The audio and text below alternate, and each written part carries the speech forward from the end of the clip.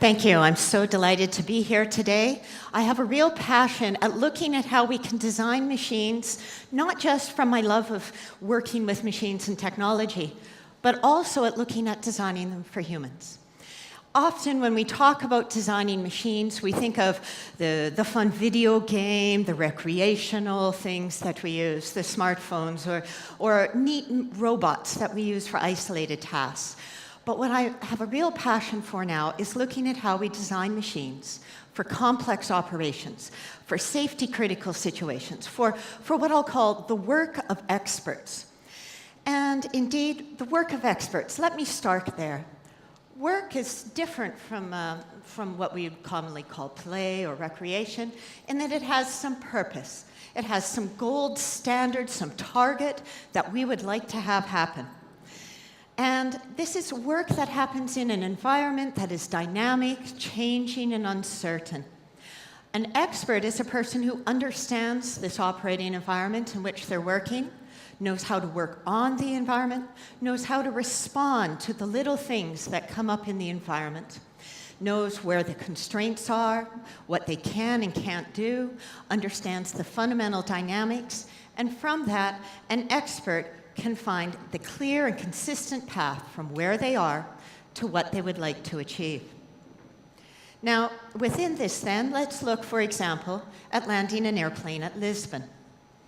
In this case, we have an aircraft that has inherent flight dynamics that tightly constrain where it can fly safely, and even more tightly constrain the most fuel-efficient flight path, one that looks at noise and environmental concerns. And we have multiple experts. On the flight deck, we will have a captain and a first officer. Here's a picture of Lisbon Air Traffic Control Center. And these experts working together have an understanding that comes not just from training, but years of experience.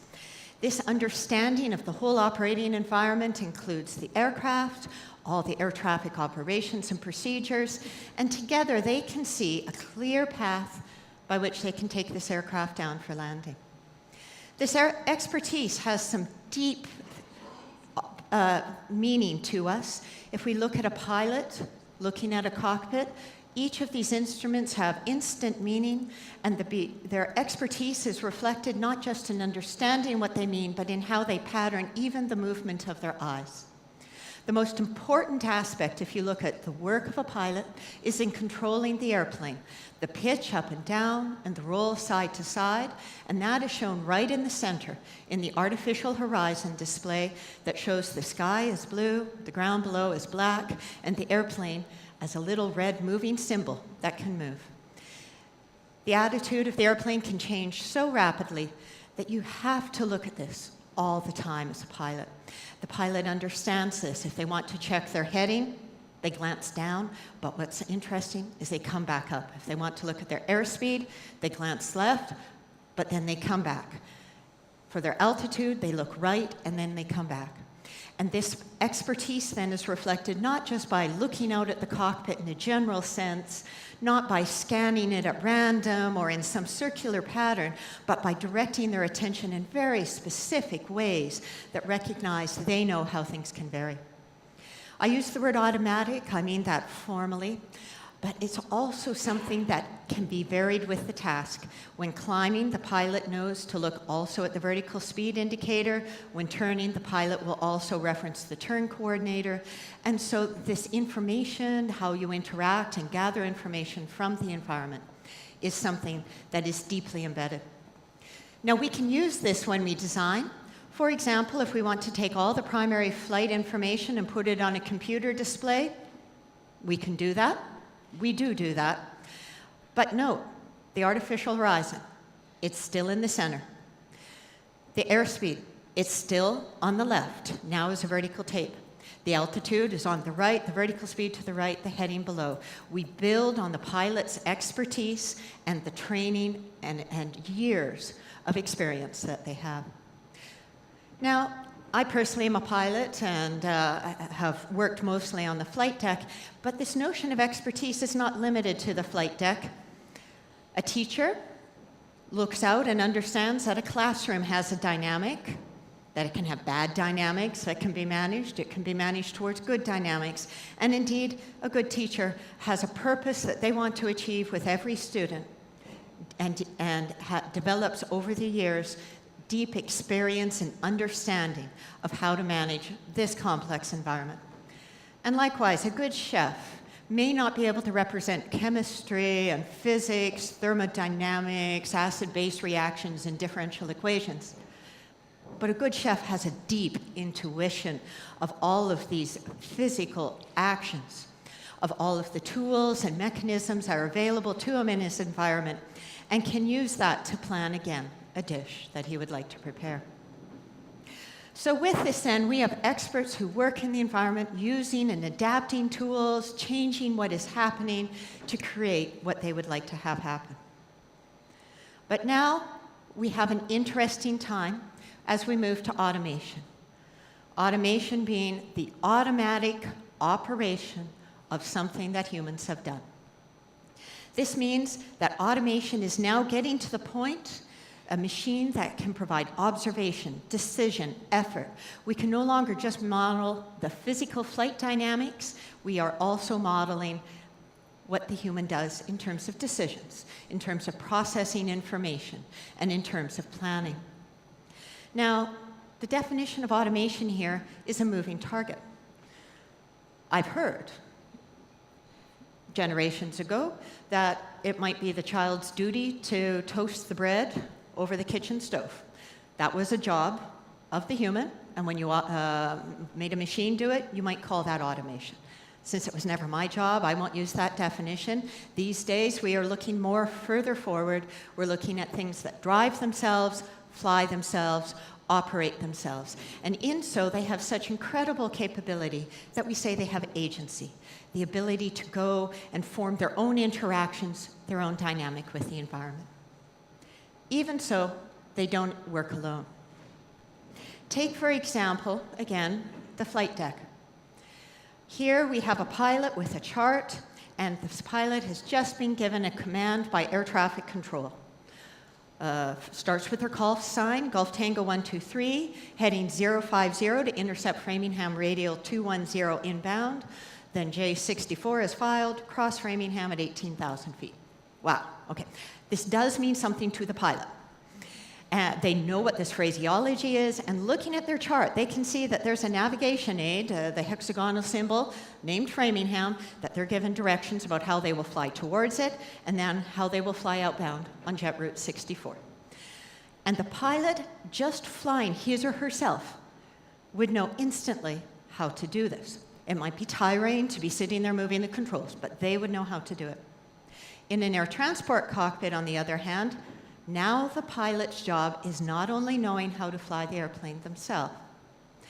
The pilot's job may be, how do I get the automation to do this? Up top is the mode control panel that's mounted at the top of the dash, and the heading is pretty easy. We could dial in 050 on the heading knob there. But the other aspects of this air traffic control command involve programming the control display unit shown below.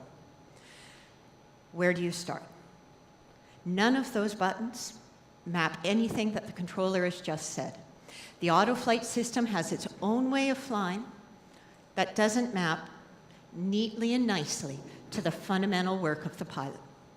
And so an additional aspect that we find we're training pilots on is trying to train the pilots on how to use this.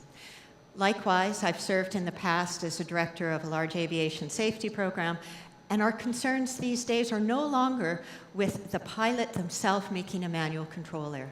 Our concerns these days are with the pilot not knowing what the automation is doing or how to program it correctly. And errors here have ranged from the comedic, programming in the wrong airport to land at, to the tragic, programming the airport to fly, the airplane to fly through a mountain. So here then, what we find is that we are putting automation into these complex environments as a separate thing. We can show that the automation has a path that will make the trajectory, that will end up at the point we'd like to land at, but it's not the way that often the human expert would have themselves chosen. And this requires two things of the human expert. One is they have to make their own conceptual model of how the system works. They may have been an expert pilot, an expert chef, an expert teacher, but now we have to ask them to go study the automation. And likewise, this requires them to look at a new way of doing the work, to change their fundamental work practices. Both of these things can be formidable. Indeed, let's think about it. Let's think of our own personal experience. We are all experts at something. Which is harder? Learning how a system works? This depends on the system, I suppose, but it also depends on you. It depends on whether this system mirrors something you know how to do. One of the beauties of many nice designs is you can pick up something, a smartphone, that's a very sophisticated piece of technology, but because you know what you want to do with it, you know which button to press. And so learning how to use a complicated system may not be hard. You might look at it and say, this is what I've been needing to make my work easier. On the other hand, have you ever dealt with a system that has made your work harder, that has made you work in different ways? Here we can point to bad designs. I'll think of some websites just for ordering things for shopping, where I know what I want to do. I just can't get there. It makes me go through 10 extra steps that don't make any sense. What is up with that? Why does it use that process? Trying to figure out why this system works in a different way than your own expertise is often the harder thing.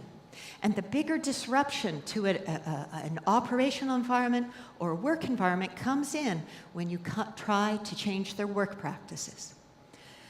So with this then, if we're looking at effective machine support for the experts, I'd propose that instead of focusing on the pink box, the automation, we should focus on the expertise. How does an expert plan their work? And then we should figure out how to imbue that intelligence into the machine.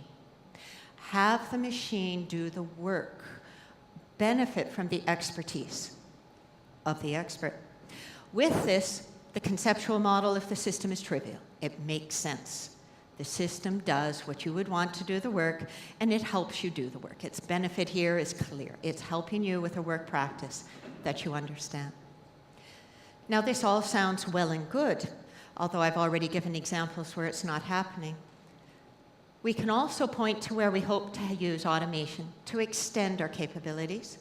Here in Europe, our program is wanting to develop a new air traffic system that uses new concepts of operation, new practices for more efficient air traffic control.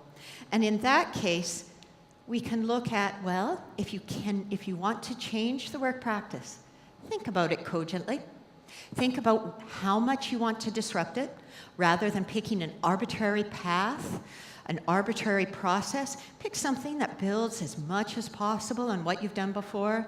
Here, I've tried to represent this notionally as pick a pink line that stays within the work practices for as much as possible. View the automation then as something that only goes outside of the work, only changes the work incrementally, and builds on the expertise of your expert. With it then, recognize that you are going to need to train the expert on these new work practices, and the conceptual model, the automation, is stretching them in a new direction. Now, I'm so hopeful of how we can do this. I look at the left here at the current day generation of computer interfaces, at the air traffic control command that we would like to implement with them, but I can also point to new interfaces that we are testing out, such as this interface here from Chris Mysiak, Vic Riley, and others at Honeywell developed a few years ago. Obviously, the interface on the right is more pretty. It has a better aesthetic. It's got a nice moving map display with color, but the surface aesthetic is not what makes it so beautiful to me. What makes this so beautiful to me is that now the command structure, the way it does its work, the functions you can ask it to do directly map to what the pilot wants. So if the pilot wants the airplane to hold a heading of 050, click on H, click on 050. If you want to cross Framingham at 18,000 feet, click on C, It knows that right now, crossing might be something you would want to do, and cross at 18,000 feet. And this means that they had to restructure all the logic, all the functioning of the system in behind it, so that the automation would work the way that the pilot wanted it. Again, it's not just a pilot. Let's also look at the classroom. Here's some photos I've taken from the Khan Academy. Putting computers in children's classrooms can be incredibly disruptive. Just putting a computer in front of each student doesn't guarantee learning. Instead, the work practice of the teacher, of giving the students lessons, confirming their comprehension, intervening wherever any student has problems, is the ongoing work practice before computers and now with computers. Each lesson here is a column, each student is a row, and with one glance at the teacher's computer, the teacher can assess which students are in the yellow or orange, having trouble with mastering a concept, and can go to them immediately. And this is a case where we can look at these new technologies as helping dramatically. Instead of all the students doing the same assessment at the same time, the teacher taking it home, grading it, a couple days later realizing that a couple days before a particular student had had a problem, now the teacher gets that instantaneous feedback that allows us to do the same work practice, but using technology to do it better. And so I'm excited about the future, but I think that it has some challenges for us in the engineering community.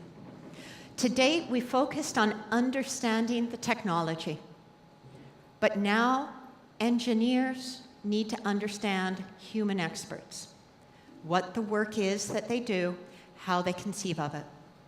And this is going to be hard. We can look at studies of decision-making right now where they're finding that human intuition, expert decision makers, are doing a better job than any computerized decision logic could have ever predicted, based on intuition, based on their expertise. And decision-making is just one aspect of expert behavior in complex environments. So somehow engineers need to find some engineering approach to understanding the expert's work, and then we need to translate it into the performance standards, the requirements, and the functions that we would like this automation to do. We should think of automation not in terms of machines' performance, but in terms of how well they manifest the work that the experts would like to see. And this is a new perspective on design, a perspective that looks at supporting the human expert. Thank you.